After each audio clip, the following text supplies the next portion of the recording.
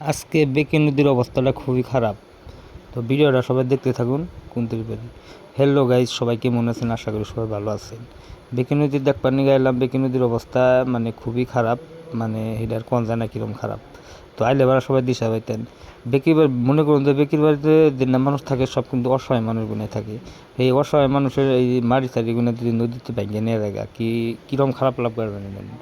তার মধ্যে আজকে একটা শুক্রবার আছে, শুক্রবারে মসজিদে তো সবাই নামাজ পড়ে হেরে বেকির বাড়ি আইসে। বেকির বাড়ি হেরে নামাজ পড়ে হেরে সবাই একটু দোয়া কালাম করবো আল্লাহর কাছে। তার মধ্যে পাড়ার যুবক পোলাহানা হেরে একটা সিনির ব্যবস্থা করছে, বাড়ি বাড়ি পয়সা তুলে একটা সিনির ব্যবস্থা করছে যে আল্লাহর কাছে দোয়া করে। পরে সেই দিনতে আইলাম, হেরে দিয়ে যে না নিজেরই খারাপ নাকবা নিল। এই ধরুন বাস সুগুনে দেখতেছেন যে নদীর মাঝখানে পড়েছে, কমসে কম এক সপ্তাহে কমসে কম 10 বিঘা জায়গা ভাঙছে। এই অসহায় মানুষগুলোর কি উপায়, না তো ধরুন বা টাউন এলাকায় যায় তো বাড়ি কেনাটা সম্ভব না। দেখুন কী জায়গায় মানুষের বসবাস করে খাইছে, গাছগুলো কাটে খেয়ে দিচ্ছে না, নিউনা টাইমে পাইতেছে না, এইরকম করে নদী ভাঙতেছে। আইলে এবার সবাই দিশা পাইতেন যে কী অবস্থা।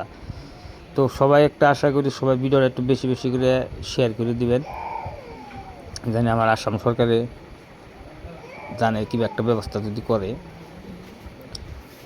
তো দেখুন কীরকম খারাপ লাগবার পরে এই ধরুন একটা মরুভূমি নেওয়ার জায়গা রয়েছে বাঙ্গিয়ার, কিন্তু আশেপাশে যে মানুষ থাকে মনে করুন সব অসহায় মানুষগুলো থাকে। এই পোলাহানগুলো এনে আইসে আসলে তো একটা সিন্নি খাবার নিয়ে আজকে সিন্নি ব্যবস্থা করছে, হুজুররা আইসে দোয়া কালাম মনে করবো। তো যে এই ভিডিওটা কোন তৈরি করবার পারি, আশা করি সবাই দেখতে থাকুন। সব পোলাহানগুলো আইসে সিন্নি খাবো। দেখুন কী অবস্থা। আসলে তো 15 দিন আগে নদী আসাল পুরাই ওখানে হয়েছে কোনো।